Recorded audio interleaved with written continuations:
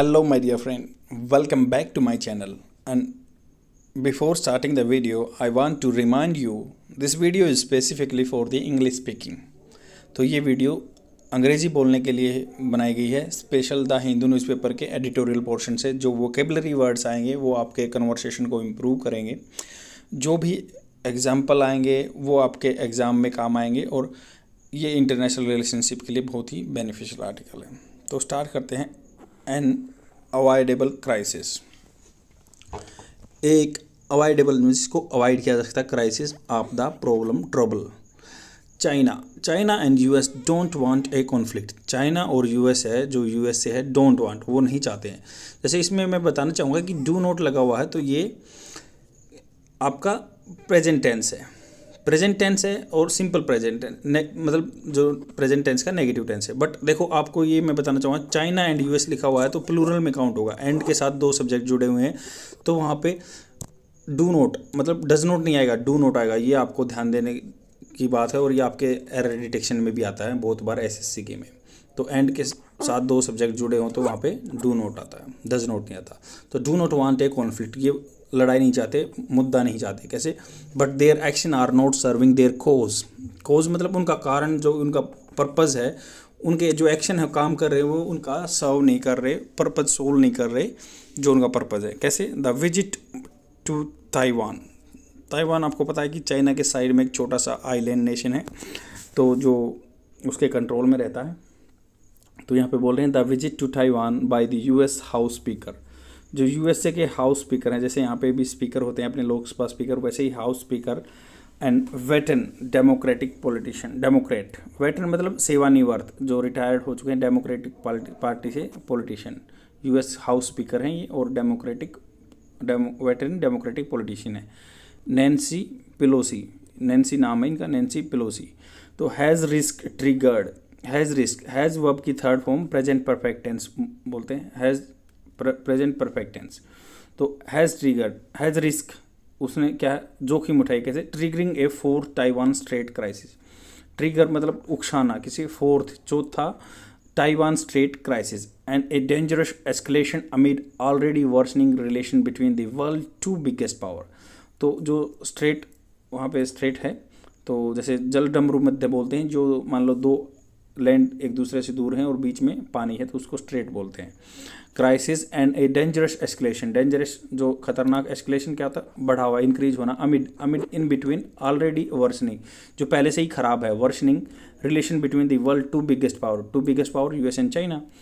Miss Pelosi, Miss Pelosi जो हैं, is the highest ranking US official to visit Taiwan in 25 years. तो 25 साल में पहली बार जो highest ranking US official visit किया है। कैसे? The first by a house speaker since Newt Gingrich trip इन 97। मतलब उससे पहले जो आए थे ये न्यूट गिंगरिच आए थे 1997 में, उसके बाद ये हाईएस्ट ऑफिशियल यहाँ पे विजिट किए हैं।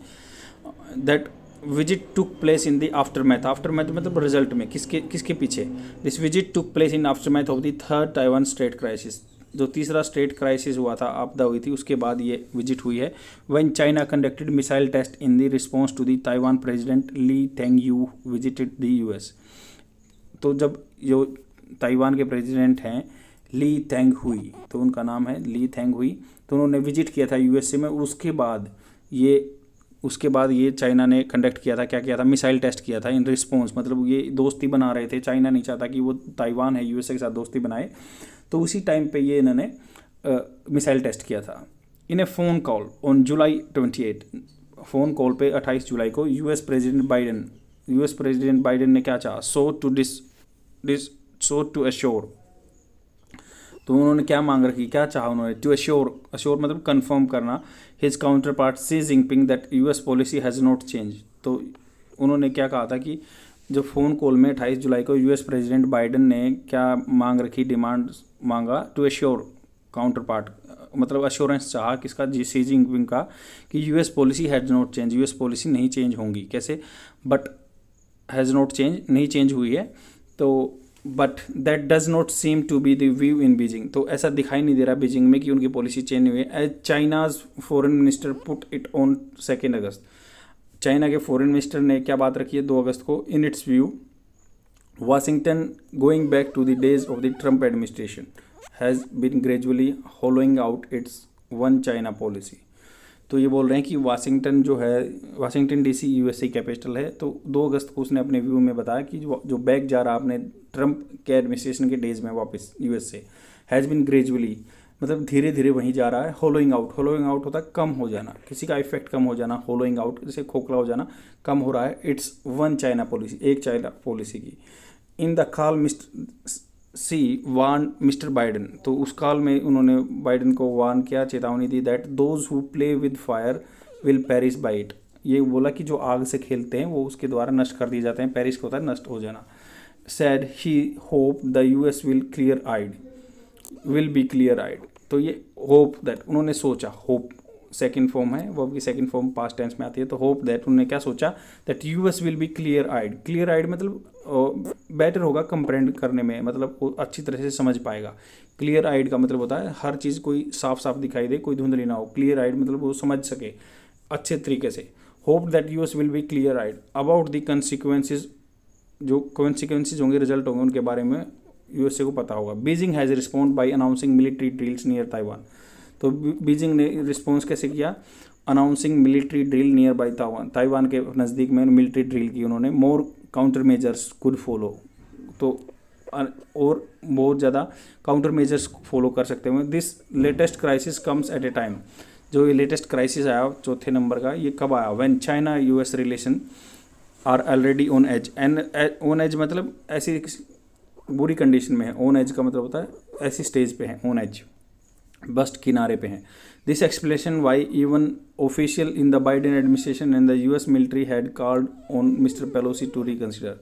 दिस एक्सप्लेन्स, ये एक्सप्लेन करता है, क्या करता है, why even official in Biden administration, जो ऑफिशियल हैं बाइडेन एडमिनिस्ट्रेशन में, जो बाइडेन के एडमिनिस्ट्रेशन में, and the US military had verb की third form past perfect tense, जो कर चुके थे, क्या कर चुके थे, on Miss Pelosi to reconsider, Miss Pelosi को दोबारा से कंसीडर करने के लिए बोल चुके थे। आयरोनिकली दैट प्रोस्पेक्ट, जो पहलू था, was likely diminished by China stern public warning. तो मतलब ये एक बहुत दुख की बात है। आयरोनिकली दैट प्रोस्पेक्ट्स, जो आगे दिखने वाले, वाज लाइकली टू डिमिनिश हो जाएंगे बाय चाइना स्टर्न कड़ा public warning, which all but ensured the trip would go ahead as a cancellation would have been politically costly for the Biden administration। तो उन्होंने बोला कि which all, ये दिखाई दे रहा है कि ensure the trip would go ahead, trip के साथ क्या होगा, a cancellation as a cancellation would have been politically costly, तो politically के लिए बहुत कॉस्टली पड़ेगा उनको, बाइडेन एडमिनिस्ट्रेशन को वो महंगा पड़ेगा। कैसे, domestic political consideration appear to driving both sides into their respective concern.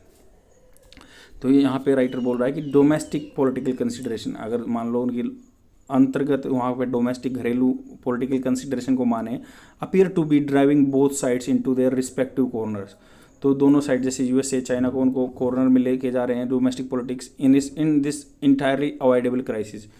तो इस जो ये अवॉइडेबल क्राइसिस है उसको अपने अपने डोमेस्टिक में जा रहे हैं पॉलिटिकल में। Mr. C is 3 months away from a political sensitive party congress that will mark the start of his third term। तो मिस्टर, जैसे वहाँ पे क्या है पॉलिटिकल, वहाँ पे भी जैसे बाइडन की बात है या इधर यूएसए की सी जिनपिंग की बात है, तो appear to be driving both sides into the respective corners, तो अलग अलग कर रहे हैं वहाँ की पॉलिटिक्स है, उनको कॉर्नर अलग अलग कर रहे हैं इन एंटायरली अवॉइडेबल क्राइसिस, जो इसको अवॉइड किया जा सकता था क्राइसिस को। कैसे, Mr Xi is 3 months away, मतलब 3 महीने बाकी बचे हैं। Political sensitive party will mark the start of third term, मतलब उसकी थर्ड टर्म स्टार्ट हो जाएगी। सी जिनपिंग व्हाइट हाउस, जैसे यूएसए के जो प्रेसिडेंट रहते हैं वहाँ पे व्हाइट हाउस बोलते हैं उसको, White House official have made in point that Miss Pelosi represents a different branch of the government. ये बोलें कि पेलोसी रिप्रेजेंट करती है different branch of the government and members of the Congress have travelled previously to Taiwan. और बहुत सारे member हैं जो कांग्रेस के, वहाँ कांग्रेस क्या बोलते हैं, यूएसए की जो पार्लियामेंट को कांग्रेस बोलते हैं, कांग्रेस के बहुत बंदे यहाँ पे ताइवान में ट्रेवल कर चुके हैं। That the visit appears to have been driven largely by Miss Pelosi who has been sharply critical of China policy in Tibet.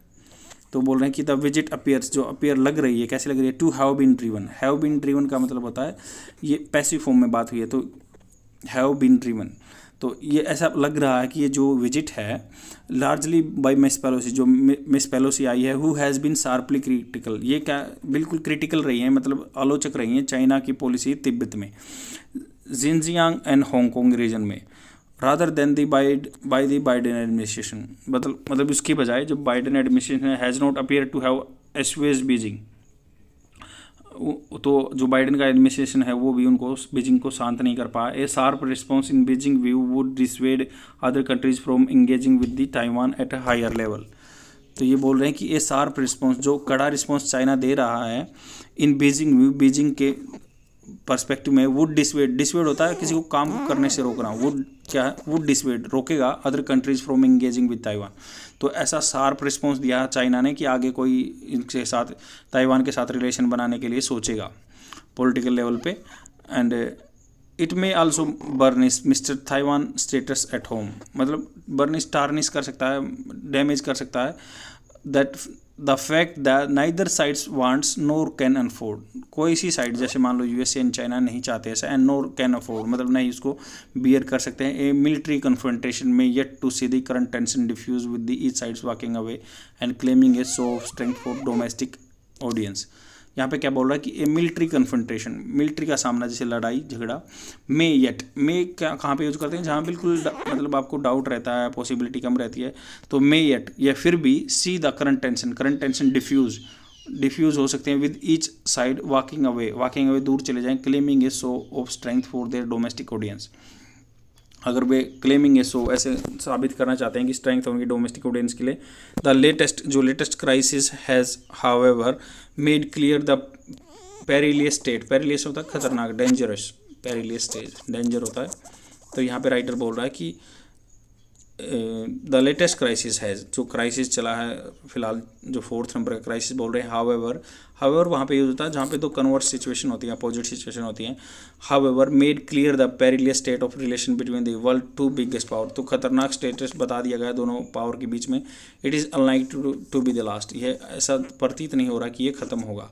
I hope आपको समझ में होगा editorial. Let's jump to the vocabulary words. The first vocabulary word is escalation. Escalation होता है मतलब किसी चीज़ को बढ़ा देना, तेज़ी से लाना या तेज़ी से काम करना। होल आउट होता है कम करना किसी को, to remove inside of something मतलब खोखला कर देना।